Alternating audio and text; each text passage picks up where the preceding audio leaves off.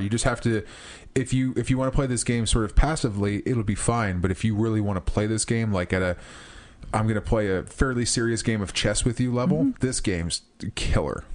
That's true. So the bottom line is, out of 1 out of 10 roses, Horsey Avenger, that's me pointing at you, which the people can't see.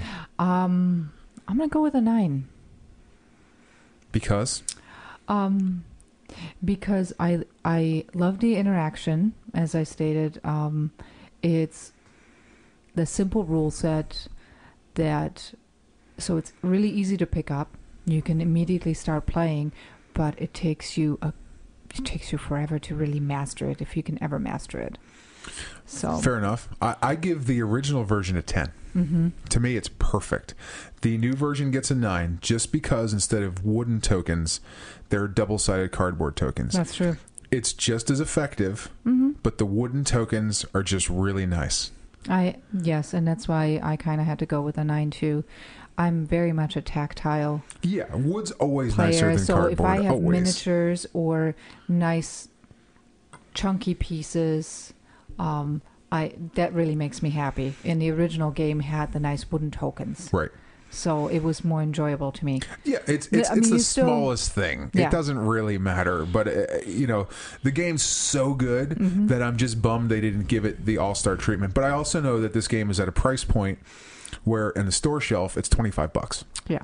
And if you put wood, you probably have to charge $30. And then for the size of the box, people are going to start to question if what they're getting is worthwhile before they ever play it. Exactly. And so you've created a sales barrier. I understand the point. It's just it's so good that it deserves that awesomeness. Yes, I mean it is a great game. I mean, if you play predominantly 2-player games, this is a game that you want to add to your collection. Yeah. Agreed. If you play a lot of 2-player games, there is no reason you should not have this. This game's awesome. And now that it's back in print, you can get this thing affordably. And also, if you want to play online, yukata.de, they have it. And don't be fooled, just because it has a German URL suffix does not mean they do not have English. They support both yes, they do. on the site. So I know we have folks that listen in Europe and America and Canada, eh? Yes. So you got both languages.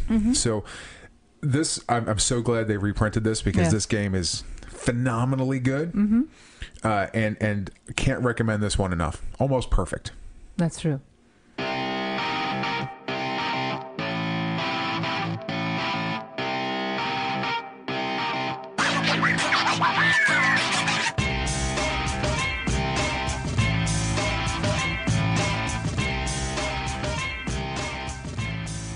Well, Horsey Avenger, it's time to bring another episode of Cardboard Insanity to a close. Has it been another week? It's going weekly now. I didn't necessarily plan that, but our new length format is perfect. Yes. It doesn't take me hours to edit.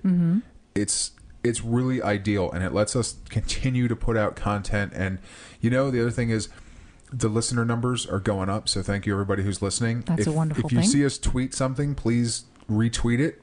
Spread the word. Absolutely. We're greatly appreciative of that. I'm on Twitter at CardboardInsane, and the Horsey Avenger is at Horsey_Avenger because she doesn't like spaces or things running together. No, there needs to be a separation. It needs to be organized.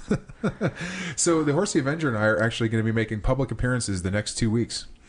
Yay. We're going to be at Nerdageddon in Brighton, Michigan, not far from the middle of nowhere where we live. Yes. On the 21st, we're going to be actually demoing the Rose King unofficially. And officially, we're going to be there demoing Tally Ho from Thames Kosmos, which is another really fun 2-player game, a much lighter 2-player game than the Rose King, but one that's probably a little...